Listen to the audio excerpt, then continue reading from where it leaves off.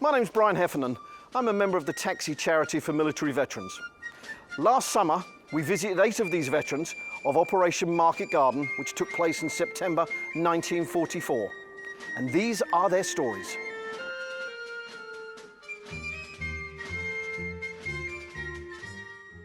My name is Frank Ashleigh. I had the honour of serving as a pilot with the Glider Pilot Regiment, flying a Horsa glider to Arnhem on the 18th of September 1944. I volunteered for the Army on my 18th birthday, 2 days before Christmas. I was in the Army early in February. I'd previously served in the Army Cadet Force and then later in the Home Guard. I had been a welder in Salisbury Street, and the Army decided that they could make use of this, and so they sent me on a 6 weeks course to learn to be a welder. Eventually I went back to the forces. I was sent to a unit in Southend-on-Sea, where we made good use of you. We could use you, which you're in a garage now. And my duty there was to become a regimental policeman, which didn't make any sense whatever. One day in Part 2 orders, there was a notice saying that volunteers are invited to join the glider pilot, to be taught to be glider pilots. Caution, this could be dangerous. So with 2 other friends, I volunteered, sent to London to the RAF to do a test to see if we were suitable material to be trained as pilots.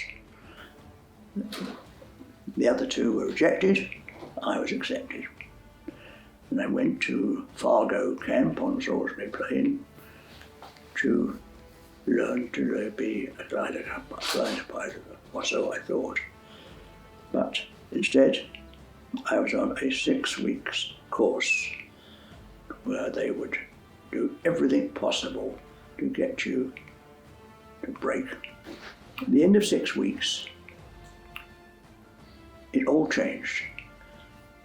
The testing was finished. By testing, I should say that it was mental as well as physical. You present more and more difficult things to do, and if you didn't do them properly, that was rough. Roughly 55% of the volunteers, and they were all volunteers, failed and were sent back to their units. But at the end of 6 weeks, bang, it stopped as quickly as it started.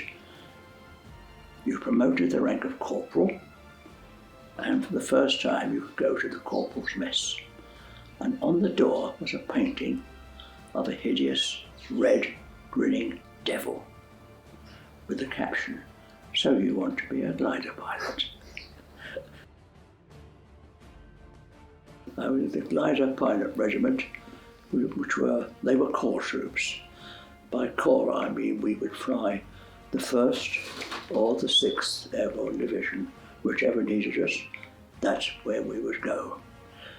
And we were not members of the Army Air Corps as such. We were members by association, because the Glider Pilot Regiment was a part of the Army Air Corps. It was formed a year before the Parachute Regiment was created, and a further 6 months before the SAS. So we can claim to be the senior regiment of the Army Air Corps. And then you went off to an airfield to learn to fly a Tiger Moth, a 1924 built biplane, 180 horsepower engine, and there you learned to fly that. Then you moved on to another airfield. This was in Oxfordshire, Stoke Orchard, where you learned to fly the Hotspur glider. A small glider could carry 10 men 10 passengers and 2 pilots, the 2 pilots in tandem. And finally, to Leicestershire, to HGCU, Heavy Glider Conversion Unit. There you met the Horsa glider, which is a magnificent beast. A little bit smaller than a Lancaster bomber, but not much. 88-foot wingspan. I still think in pounds, shillings and pence. And you fly on that, initially you don't do any solo flights at all, and gradually, when you're ready, then you go and do a solo. But you always have another instructor with you. You never actually do a solo flight in Horsa. And then you become operational. And there's a parade where you're presented with your army flying badge, that is, your wings. They can't use one word, but they can use 3. We flew to Arnhem. We took off from Harwell Airfield, and well, at least we tried to, but we were towed by a Sterling bomber, and halfway down the runway we saw one of his engines fail, and the prop stopped. We knew a Sterling could not get off the ground on 3 engines, not towing the glider behind him, so we pulled off. We were not yet airborne. We were always airborne before the tug. Our takeoff speed was lower than his. So we pulled off, returned to port. He turned to starboard.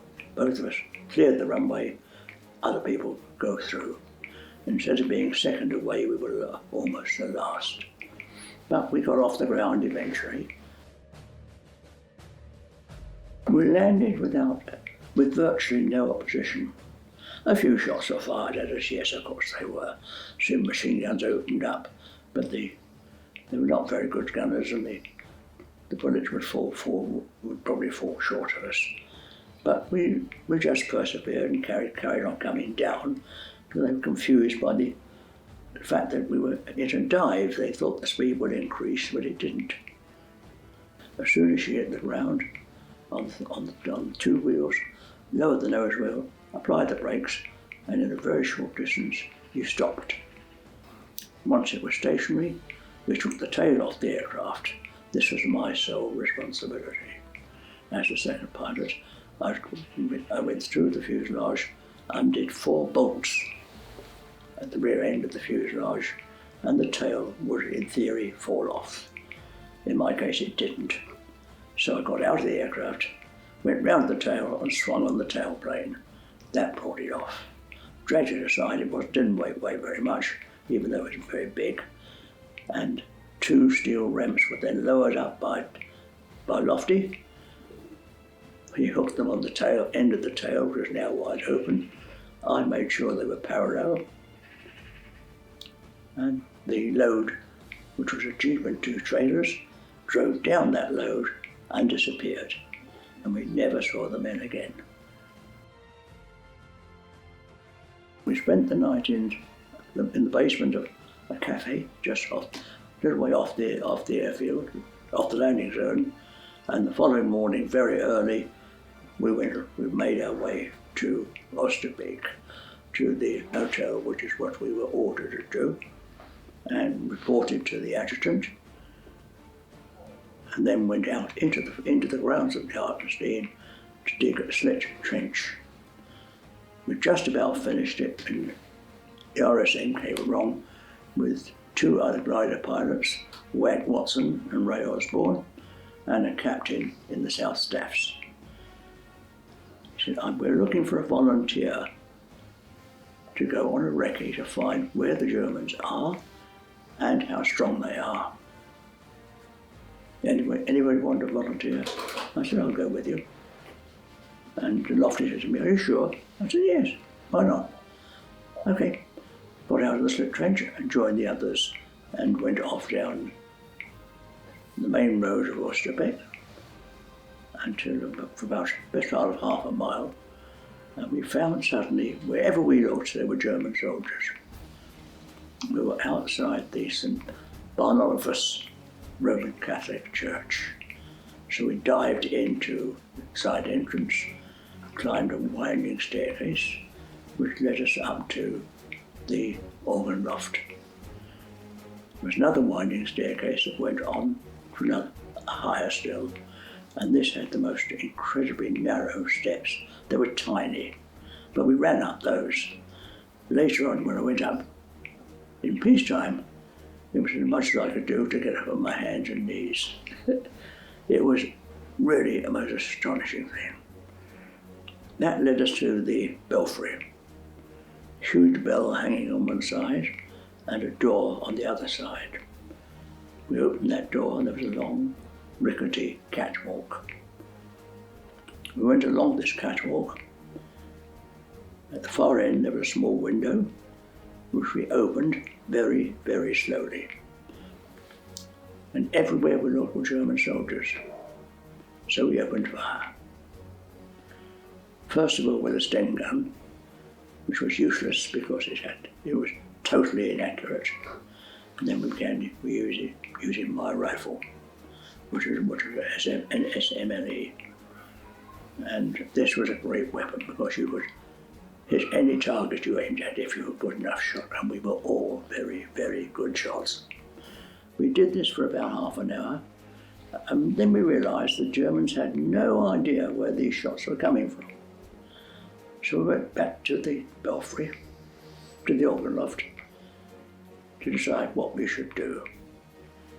And eventually we said, well, look, if they don't know where we are, we know where they are, let's make use of that time.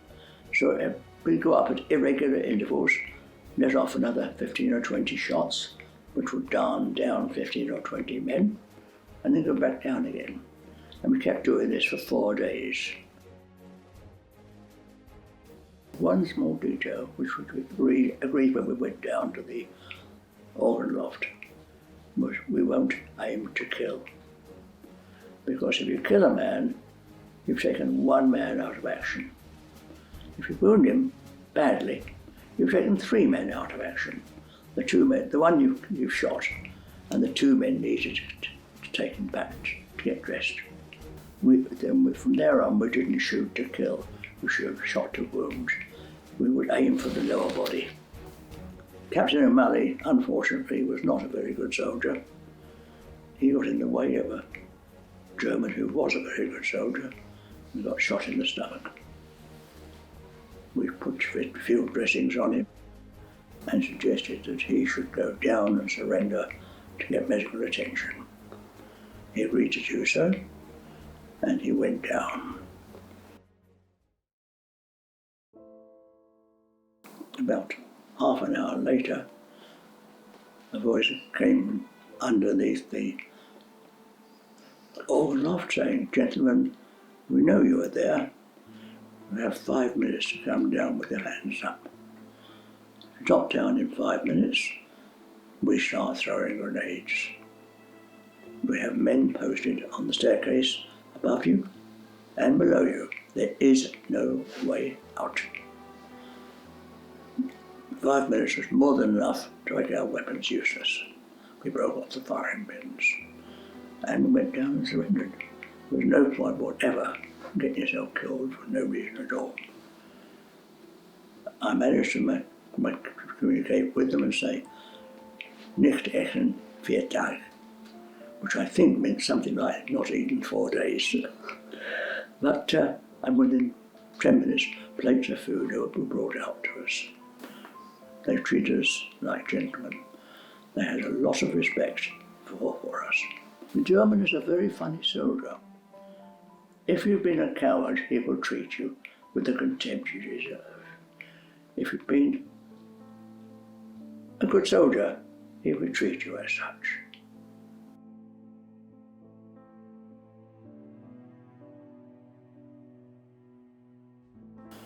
And then it was on a transport over the bridge, which we'd been trying to keep and failed, into interrogation centre, where I was presented with a fake copy of the Geneva Convention, which told me that I could tell my captors not only my rank, name and number, but also the address of my unit and the name of my commanding officer. I gave them my name, rank and number, which I could get from my dog tags anyway, and that was all I would say. They never once said to me, "Gentlemen, we have ways of making you talk." After 4 or 5 days of this, they realised I wasn't going to talk. Where the other two had got to, I did not know. In the morning, the guard came in. "Come on, you can have your photograph taken." Okay, this is my lot, this is where I get shot. But I went with him because there was no choice. I thought, I'm not going to start talking to save my life. No point. No, I just said, okay, I'll come with you. And I went with him. And much to my surprise, they took a photograph. And then I was off to prisoner of war camp. Stalag Luft III in Bankau, South Germany. I stayed there till January 45. And then they, "Come on, you're on a march. Going to do the long march over the Oder." The Oder being a river. We had virtually no food, but what food we had, we took with us. And we marched and marched and marched. And we wound up at Stalag Luft III at Luckenwald, just south of Berlin. And we stayed there until we were released by the Red Army. We woke up one morning and all the guards were gone. The camp commandant, who was the senior British officer, "Gentlemen, don't try and escape. There's no way. You'll be free. You're now being freed. You'll be taken away." So we stayed where we were, and the next day, and I mean that literally the next day, I was taken with a crowd of others, all aircrew, to an airfield, put into a Dakota, and flown to England.